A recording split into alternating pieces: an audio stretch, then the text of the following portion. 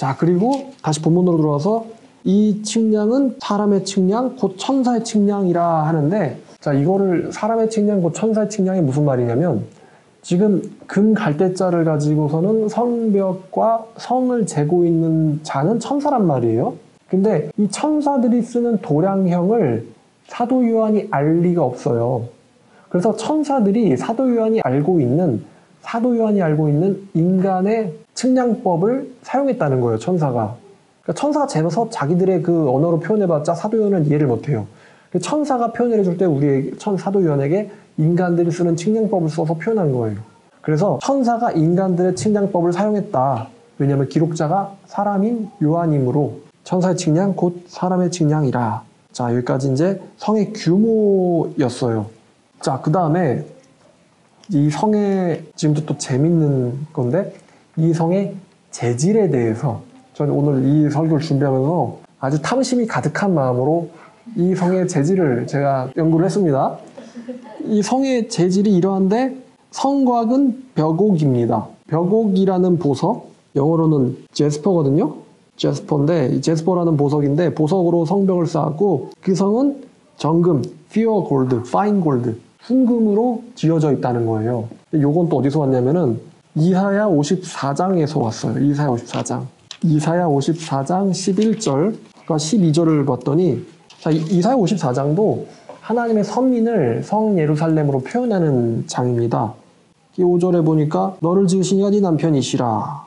그 이름은 만군의 여호와시며, 또 2절 3절에 네 장막터를 넓히며 네 처소 휘장을 아끼지 말고 널리 펴되 너의 줄을 길게 하며 너의 말뚝을 견고히 할지어다. 이는 네가 좌우로 퍼지며 네 자손은 열방을 얻으며 황폐한 성읍들을 사람 살 곳이 되게 할 것임이라. 여기서도 이제 성과 백성들을 같이 왔다 갔다 하면서 비유하고 있는데, 11절 이하는요, 54장 11절 이하는 미래의 예루살렘 성전을 예언하는 거예요. 근데 11절과 12절을 보니까 너 공고하며 광풍에 요동하며 안위를 받지 못한 자여, 즉 환난받던 참된 선민들, 환난받던 참된 성도들을 말하는 거예요. 너 안위를 받지 못한 성도들이여, 보라, 내가 화려한 채색으로 네 돌 사이에 더하며 청옥으로 내 기초를 쌓으며 홍보석으로 네 성벽을 지으며 성류석으로 내 성문을 만들고 내 지경을 다 보석으로 꾸밀 것이며 네 모든 자녀는 여호와의 교훈을 받을 것이라. 네 자녀에게는 큰 평안이 있을 것이라. 여러분 알죠? 너는 성을 가리키고 성의 자녀들은 백성들을 가리킵니다. 여기서도 교훈을 성이 받진 않죠. 건물이니까. 성에 살고 있는 거주민들, 즉 선민들, 다시 말하면 성도들이 여호와의 말씀에 교훈을 받는데, 이 성전에 대해서 묘사하기를 네 성을 온 지경을 보석으로 꾸밀 거다라고 말씀을 하셨고, 여기에서 이제 이게 나와요. 이 성의 재질이. 자, 그래서 성곽은 벽옥이고 성은 정금인데, 이 기초석, 아까 그 12사도의 이름이 각각 새겨져 있었던 12기초석 있잖아요. 기초석의 재질을, 성분을 우리에게 말해주고 있는데, 그 성의 성곽의 기초석은 각색 보석으로 꾸몄으니, 첫째 기초석은 벽옥이요, 둘째는 남보석이요, 그 다음에 셋째는 옥수요, 넷째는 녹보석이요, 다섯째는 홍마노요, 여섯째는 홍보석이요, 일곱째는 황옥이요, 여덟째는 노곡이요, 아홉째는 담황옥이요, 열째는 비취옥이요, 열한째는 청옥이요, 열두째는 자수정이라 라고 얘기합니다. 좀 안타까운 게, 오늘날 우리들에게는 지금 여러분 여기 보석 이름 중에 아는 거 있어요? 자수정, 비취, 비취 아시고, 또 옥은 없었어요.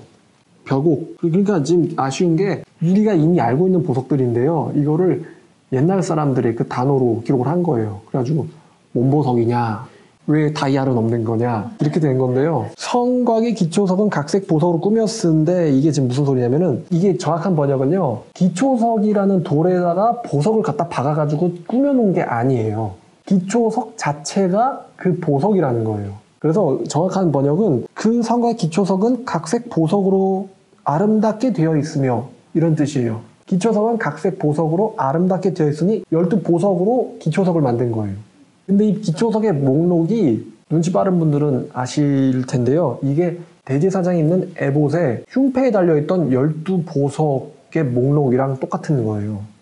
그러니까 대제사장이 가슴에 뭘 품었어요? 12보석. 근데 12보석이 뭘 의미하냐면은 12지파를 의미하거든요. 대제사장은 12지파를 품었는데, 이 12기초석이 라는 것은 이 성이 이스라엘 백성들과 신약 선민들, 왜냐면 이건 기초석은 사도들 이름이 써져 있으니까 성도들과 12지파의 연합이라는 거예요. 그 융합이라는 의미가 또 들어있어요. 12기초석인데 그 기초석이 대제사장 에봇의 흉패에 들어있던 보석이랑 목록이 똑같아요. 그래서 그 목록을 볼 건데 출애굽기 28장에 15절부터 21절까지 보면은 너는 판결 흉패를 에봇 짜는 방법으로 금실과 청색, 자색, 홍색실과 가늘게 꼰 배실로 정교하게 짜서 만들되 길이와 넓이가 한 뼘씩 두 겹으로 네모 반듯하게 하고 그것에 네 줄로 보석을 물리되 첫 줄은 홍보석, 황옥, 녹주옥이요. 둘째 줄은 석류석, 남보석, 홍만호요. 셋째 줄은 호박, 백만호, 자수정이요. 넷째 줄은 녹보석, 호만호, 벽옥으로 다 금태에 물릴지니 이 보석들은 이스라엘 12 아들들의 이름대로 12이라 보석마다 12지파에 한 이름씩 도장을 새기는 법으로 새기고 라고 말씀하셨거든요. 그러니까 지금 여기서 약간의 이름은 다르지만 이 12보석과 계시록에서 나오는 12기초석의 보석은 같은 거예요. 제가 그래서 이 보석이 뭐냐 해가지고 영어 성경 뒤적거리면서 확인을 해봤어요. 영어로 뭐라고 나왔나. 영어로도 홍보석 이렇게 나와있진 않을 거 아닙니까? 그래서 28장에 홍보석이 뭐냐, 첫째 줄에 홍보석, 황옥, 녹주옥이라고 돼 있잖아요. 이게 각각 뭐냐면은 홍보석은 루비고요, 황옥은 토파즈예요. 황옥은 토파즈고 녹주옥은 에메랄드예요. 두 번째 줄은 뭐냐면은 석류석, 남보석, 홍만호인데 석류석은 터키석이라고 불리는 보석이에요. 우리한테 터키석이라고 알려져 있고, 남보석은 뭐냐? 사파이어고, 홍만호가 뭐냐? 이게 뭐냐면은 다이아예요. 이게 다이아몬드. 자, 그 다음에 셋째 줄은 호박, 백만호, 자수정인데 이 호박은 제이신스라고 불리는 보석이고요, 백만호는 에거트라고 불리는 보석이고, 자수정은 이제 뭐 알죠. 그 다음에 마지막 넷째 줄이 녹보석, 호만호, 벽옥인데 이 녹보석이 베럴이라는 이름을 영어로 갖고 있고, 호만호는 앵크스라는 이름의 보석이고, 벽옥은 제스퍼라는 이름의 보석이에요. 이걸 금태에 물려라. 그래서 이제 이거를 대칭해봤더니 요한계시록 21장에는 벽옥, 제스퍼, 남보석, 사파이어, 옥수, 녹보석, 홍만옥, 홍보석, 황옥, 노곡, 담황옥, 비치옥, 정옥, 자수정, 이렇게 목록이 되어 있어요. 그러니까 지금 사도 요한이 명백히 12기초석에 쓴 보석들은 흉패에 달린 12보석이랑 정확한 같은 목록입니다. 이제 히브리어로 표현했다가 이제 헬라어로 표현해가지고 한글을 번역하면서 약간 다른 이름이 같은 것 같은데 사실 같은 보석이에요. 근데 안타깝게도 거기엔 누가 없냐면은 이거를 조각내서 갖다 팔아도 살 수 있는 장물회비가 없습니다. 천국이거든요. 갖다 팔아도 살 사람이 없어요. 도둑이 없어요. 그래서 보는 걸로 만족해야 되는구나. 천국이니까. 자, 그래서 이 계시록의 보석 목록은 제사장 흉패의 보석 목록과 같습니다만 순서는, 나열되어 있는 순서는 좀 다릅니다. 왜 다른가? 뭐 여러 이론이 있어요. 뭐 해석이 있는데, 첫 번째는 이 12보석이 순서가 12황도, 천문학계 12황도의 12보석의 순서와 의도적으로 거꾸로 매칭시켜가지고 지금 사도 요한이 그리스 신화를 거부한다라는 해석이 하나 있고, 또 하나는 사도 요한이 출애굽기 28장의 12보석의 목록들에 대해서 각각의 이름은 알고 있으나 그 목록의 순서들에 대해서 기억에 혼선이 있는 것이다라는 해석도 있어요. 근데 뭐 중요한 거는 어떤 보석이 먼저 나왔느냐가 중요한 게 아니라 이 기초석과 흉패의 12보석을 같이 해석해 보건대 이것은 이스라엘 백성들과 성도들의 연합을 의미하고 있구나라고 이해하면 정확한 겁니다. 자, 출애굽기에서 흉패는 대제사장이 있는 에봇에 붙는 건데, 이 흉패의 12보석은 12지파를 상징하는데, 이 12기초석이 12보석이라는 거는 성도들을 제사장으로 보고 있는 요한계시록 1장 6절의 의미와 연결됩니다. 요한계시록 1장 6절에도 뭐라고 얘기했냐면은 그의 아버지 하나님을 위하여 우리를 나라와 제사장으로 삼으셨다 그랬어요. 그래서 우리가 제사장적인 성격을 가진 존재들이다라는 것을 이 12기초석으로 또 알려주고 계세요. 자, 그리고 하나 놓쳤는데, 이 12기초석을 설명하면서 12사도를 어린 양의 12사도라고 했어요. 그러니까 속을 말하는 거죠. 어린 양의 12사도의 기초석이다. 어린 양의 12사도. 그러니까 우리들은 어린 양의 소속이라는 거예요. 어린 양의 소속이다. 자, 그 다음에 이제 또 성을 소개합니다. 이 성, 아주 뿅 가는 광경인데요. 21절을 보니까 그 12문이 12진주로 되어 있는데, 이 고대 당시의 진주는요, 엄청나게 비싼 보석입니다. 오늘날처럼 뭐 양식 진주 이런 개념이 아니기 때문에 엄청나게 비싼 진주인데, 이 진주의 사이즈가 한 개의 문을 만들 수 있는 사이즈예요. 와, 그 성벽의 높이가 65m면은, 성벽의 높이가 65m면 여러분 그 경복궁 같은데 구경 가면은 거기 문이 하나 있잖아요. 돌로 문 만들어 놓잖아요.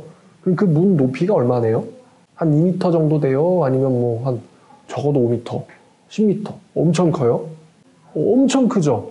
근데 그 문을 만드는데 하나의 진주를 깎아서 만들었어요. 도대체 진주가 얼마나 크다는 거야, 직경이. 직경이 10m는 될 만한 엄청나게 큰 진주. 그 문은 12진주니 각 문마다 한 개의 진주로 되어 있다라고 말해요. 그러니까 12개의 진주를 가지고 12개의 문을 만들었어요. 그래서 엄청나게 큰 진주가 사용되었고, 그 성에 들어왔더니 길이 있는데, 이 길이 어떤 길이냐면은 맑은 유리 같은 황금이었어요. 여러분, 황금은 투명한 보석이 아니죠? 투명한 돌이 아니에요. 근데 투명한 것처럼 밝게 빛나는 황금. 투명한 황금이라고 보면 될 것 같은데, 투명한 황금. 왜냐면 이 사도 요한이 이 성을 멀리서부터 보는데, 이 성은요 11절에 보니까 벼국과 수정같이 막다 그랬거든요. 근데 알다시피 황금이라는 것은 투과가 되는 돌이 아니에요. 그런데 그럼 이 사도 요한이 이 황금으로 된 성을 벼국과 수정같이 맑은 성이라고 표현한 이유는 그 성이 굉장히 투명하면서도 빛나고 있기 때문에 그렇게 표현을 한 거거든요. 그래서 빛나는 황금, 투명한 맑아 보이는 황금이 뭔지 저는 못 봐서 모르겠지만 사도 요한이 본 광경은 그러한 광경이었다는 것입니다. 그래서 길이 투명한 황금으로 쫙 깔려 있는데, 여기는 안 나와 있지만 이 성의 길은 맑은 유리 같은 정금인데, 이 성의 22장 2절을 보니까 길 가운데 뭐가 흐릅니까? 요한계시록 22장 2절에 뭐가 흐르냐면은 생명수의 강이 흐르고 있습니다. 그리고 그 생명수의 강변에, 즉 황금길에 뭐가 있냐면은 생명나무들이 심겨져 있어요. 자, 그래서 벽은 자수정, 성은 투명한 정금, 길도 정금, 그리고 길 가운데에는 생명수의 강이 흐르고 있는, 그리고 가로수로는 생명나무들이 심겨져 있는, 아주 상상만 해도 완전 막 눈이 휘둥그레지죠? 금으로 깔린 길에 한가운데 생명수의 강이 흐르다니. 이 생명수의 강은 22장 1절에 하나님과 어린 양의 보좌로부터, 그러니까 이 물의 근원이 하나님과 어린 양의 보좌로부터 강이 흘러나와가지고 길 한가운데로 쫙 흐르고 있습니다. 여기를 가야겠죠? 그래서 가야겠죠? 자, 그러면 이 성의 재료, 규격과 재료에 대해서 오늘 말씀을 나눴는데, 그럼 도대체 이 재료를 어떤 의미로 하나님께서 우리에게 말씀을 주시는 거냐? 이 21장 새 예루살렘 성의 규격과 재료를 통해서 우리에게 주시는 말씀은, 이 성에 들어가는 성도들에게는 성도들 각자가 하나님 앞에서 값으로 측량할 수 없을 정도의 무한한 가치를 가지고 있다. 천국 시민들 한 명 한 명은 하나님 앞에서 무한한 가치가 있기에 어떤 보석으로 치장되어도 아깝지 않은 이라는 의미가 있어요. 천국 시민들은 무한한 가치를 가지고 있다는 것과 동시에 천국 역시 인간이 측량할 수 없는 엄청난 가치를 가지고 있다는 것을 둘 다 함축하고 있습니다. 이 성의 규모와 재료를 보니까요. 어때요? 오늘 말씀을 들어보니까 약간 무슨 여행한 느낌이죠? 성을 둘레둘레 돌아본 느낌이거든요. 열왕기상 하나만 좀 더 보면 되는데요. 열왕기상 6장 20, 21절을 보면요. 자, 솔로몬이 성전을 만들었는데, 이거 아까 읽었죠? 내소에 하는 길이가 20규빗이요, 넓이가 20규빗이요, 높이가 20규빗이라. 근데 정금으로 입혔고, 백향목 제단에도 정금으로 입혔더라. 솔로몬이 정금으로 외소 안에 입히고, 내소 앞에도 금사슬로 건너지르고, 내소를 금으로 입히고, 22절에 온 성전을 금으로 입히기를 마치고, 내소에 속한 제단의 전부를 금으로 입혔더라. 솔로몬도 사람인데 사람 주제에 엄청난 건축을 하나 했어요. 휘둥그레지겠죠. 내소와 외소가 전부 금으로 입혔더라. 오늘날 이렇게 입히면 어떻게 될까요? 일단 보안 문제가 심각하겠죠. 고대의 어떤 왕들은 왕좌나 건물을 금으로 입히기도 했다는 말이 있는데, 니느웨 성도 금으로 되어 있는 신전들이 있었다. 근데 결국에는 다 망했죠. 니느웨 성도 망했고, 솔로몬이 만든 이 금으로 만든 이것도 다 망했어요. 여호와의 말씀이 안 들어가지고 바벨론에 와가지고 다 부시고는 금은 다 뜯어갔죠. 뜯어버리고는 다 태워버리고 망했는데, 천국은 그렇게 할 수 있는, 인간들이 그렇게 망하게 할 수 있는 성이 아니죠. 천국은, 그 성은 인간들이 이미지할 수 있는 금으로서 묘사가 되어 있다는 것입니다. 그래서 이제 솔로몬 성전을 봤을 때도 눈이 휘둥그레졌을 텐데, 천국을 가보니 요한 역시 야, 정말 반모섬에서 계속 갇혀 있다가 엄청난 여행을 한 거예요. 엄청난 곳을 보고 온 것입니다. 그래서 우리도 가서 보자.